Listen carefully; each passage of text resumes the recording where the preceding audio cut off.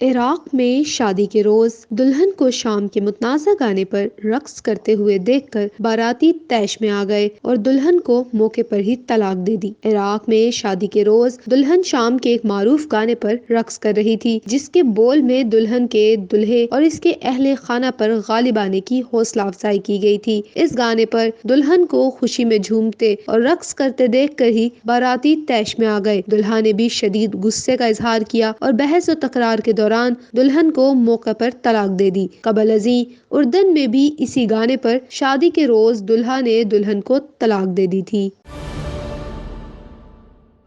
जुल्म के खिलाफ मजलूम की आवाज।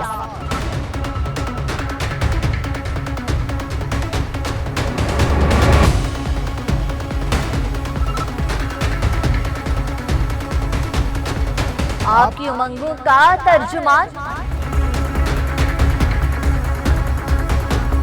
एबीसी से तस्दीक शुदा अशात इस्लामाबाद, लाहौर, पेशावर, कराची और मुजफ्फराबाद से बैक वक्त शाया होने वाला कसीरुल अशात अखबार रोजनामा अखबार हक आज ही अपने करीबी हॉकर से तलब फरमाएं। रोजनामा अखबार हक।